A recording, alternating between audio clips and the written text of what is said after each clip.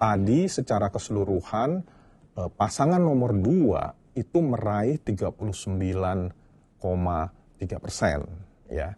Nah, kemudian kalau kita lihat berdasarkan jenis kelamin laki-laki dan perempuan, bagi kalangan laki-laki, ya, jadi katakanlah 100% sampel kami yang laki-laki ini, ya, itu memilihnya kemana? 41,4% itu memilih kepada pasangan nomor 2, Prabowo Gibran. Nah, kepada Anies Baswedan maupun juga Muhaimin Iskandar sebanyak 16,5%. Ya.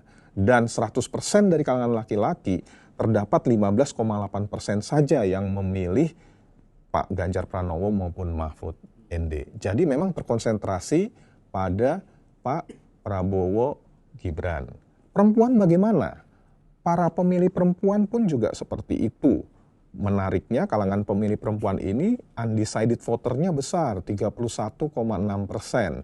Tetapi dari yang sudah memutuskan pilihan, kalau kita cermati di sini, 37,2% itu memilih pasangan Pak Prabowo dan Gibran. Sementara 16,9% memilih Anies Pak Muhaimin dan juga 14,8% memilih Pak Ganjar maupun Pak Mahfud. Jadi dari segi jenis kelamin pemilih kita katakan bahwa memang lebih terkonsentrasi pilihan pada Pak Prabowo Gibran, sementara pasangan yang lainnya itu berada di bawah dari pasangan nomor 2 ini, baik kategorisasi laki-laki maupun kategorisasi perempuan.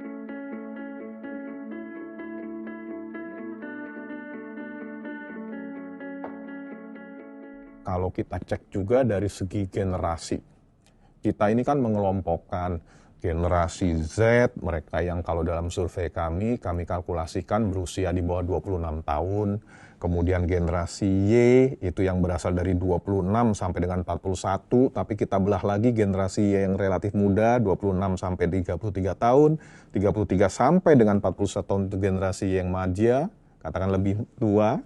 Ya, kemudian juga generasi X, mereka berusia 42 sampai 55 tahun kira-kira gitu, dan juga kelompok yang disebut dengan nama baby boomers yang berusia di atas 55 tahun kira-kira sekarang. Nah, itu gimana pilihan politik mereka? Ya, secara keseluruhan tentu saja kalau kami cek tetap saja terkonsentrasi pada pasangan nomor 2. Hanya menariknya kalau kita lihat di sini, makin tua atau makin tinggi generasi seseorang, ya, bagi Pak Prabowo dan Gibran ini sebenarnya makin menurun ya pilihannya. Dan konsentrasi terbesar bagi Pak Prabowo maupun Gibran itu ada pada pemilih generasi Z. Survei kami menunjukkan dari 100% generasi Z ini, 54,5% itu memilih Pak Prabowo Gibran. Separuh dari pemilih sudah memilih mereka. Pak Anies bagaimana? Pak Anies mendapatkan 9,8%. Ya, di bawah ya sekitar 10%, sementara Pak Ganjar 13,6%.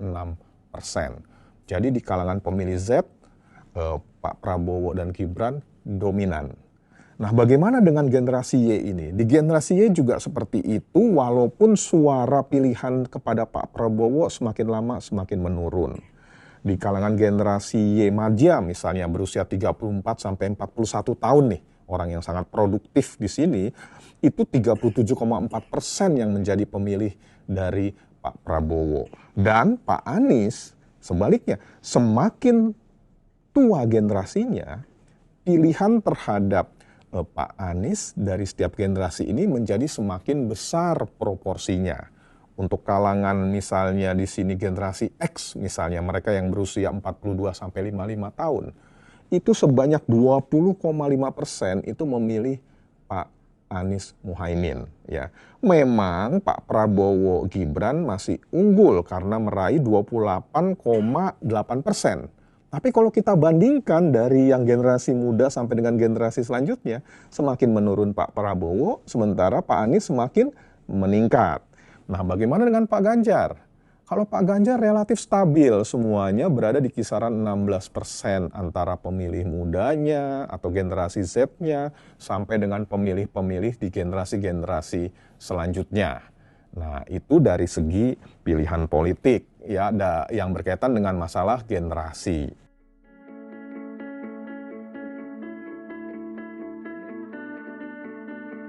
Nah, pendidikan ini paralel dengan situasi yang sebenarnya tadi kita angkat di sini, yaitu adalah konsentrasi tetap pada pilihan terhadap pasangan nomor 2. Tetapi kalau kita cek dari Pak Anies dan Muhaimin, semakin tinggi pendidikannya, itu kecenderungan pilihannya menjadi semakin besar pada kalangan ini.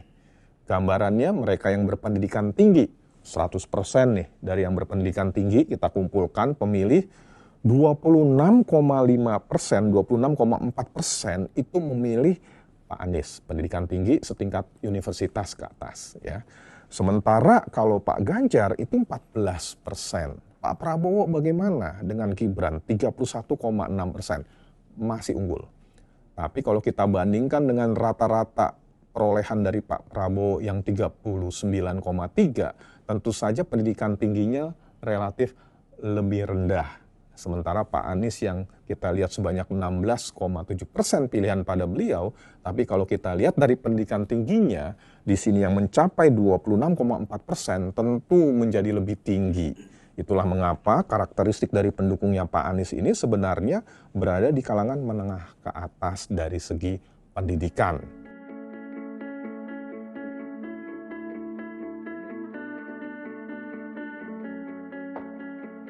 Mereka yang berada dalam kelompok sosial ekonomi bawah, menengah bawah, kemudian juga yang berasal dari kalangan menengah atas dan atas, 4 kategorisasi sosial ekonomi yang kita gunakan di sini, hasilnya menunjukkan kondisi yang bersifat paralel dengan pendidikan.